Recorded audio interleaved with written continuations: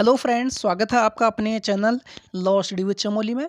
साथियों, आज की इस वीडियो में हम समझने का प्रयास करेंगे इंटरप्रिटेशन ऑफ स्टैट्यूट्स के बारे में। इंटरप्रिटेशन ऑफ स्टैट्यूट के रूल्स को समझेंगे। तो बिना देरी के स्टार्ट करते हैं। अगर आपने इस चैनल को लाइक एंड सब्सक्राइब नहीं किया है तो लाइक एंड सब्सक्राइब कीजिए ताकि ऐसी लॉ से रिलेटेड वीडियो आप तक पहुँचती रहे।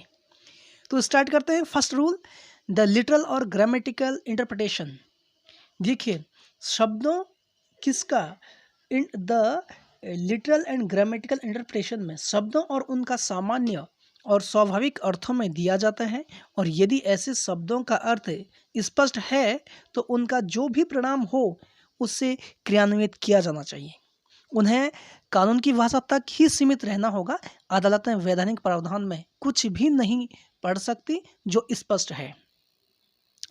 इसे सबसे सुरक्षित नियम कहा गया है क्योंकि विधायिका की मंशा का पता उसी भाषा से लगाया जा सकता है जिसके माध्यम से उसने स्वयं को अभिव्यक्त किया है।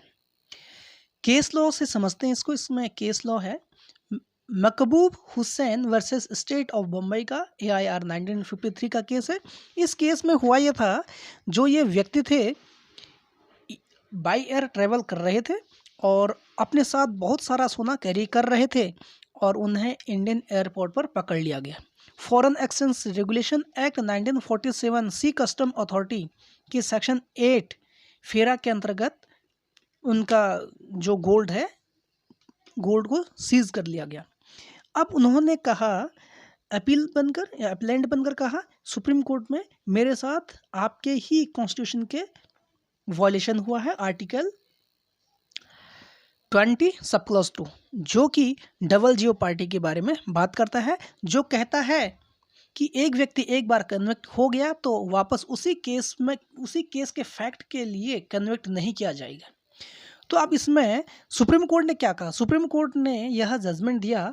कोर्ट ने कहा जो सी कस्टम अथॉरिटी है वह कोई भी कोर्ट व जुडिशियल ट्रिब्यूनल नहीं है। अगर उन्होंने आपका सोना जब्त किया है तो इसका मतलब यह नहीं है कि आपके ऊपर अभियोजन हुआ। तो आप इसको इस तरीके से ट्रीट नहीं कर सकते।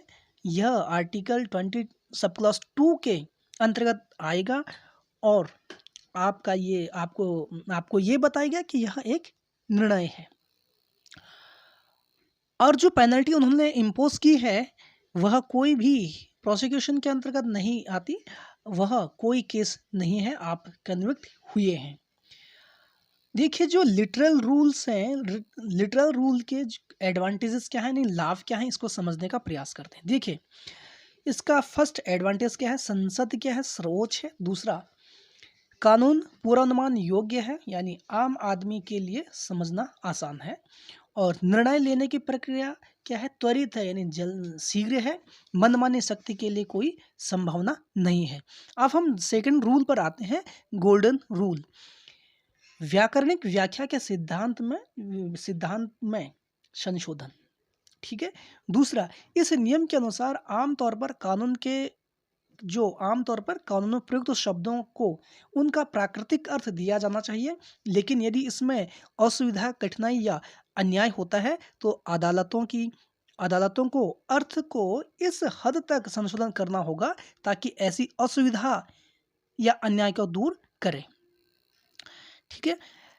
इसमें भी केस लॉ पढ़ेंगे। State of Punjab versus Quasar जहान बेगम का AIR 1963 का है।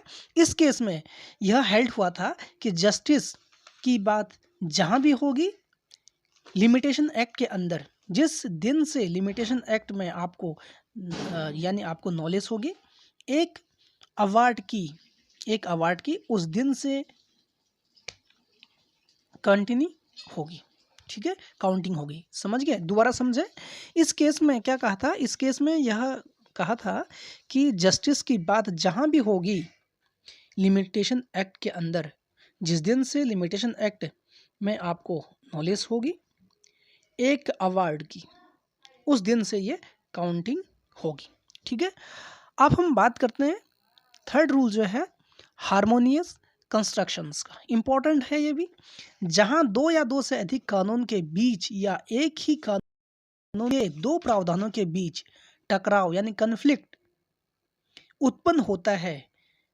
नियम इस सिद्धांत का पालन करता है, यह नियम इस सिद्धांत का पालन करता है कि प्रत्येक कानून, एवरी लॉ का कुछ उद्देश्य यानी कुछ ऑब्जेक्ट होता है जिसके लिए इसे अधिनियमित किया जाता है, इसलिए इसे समग्र रूप से पढ़ा जाना चाहिए।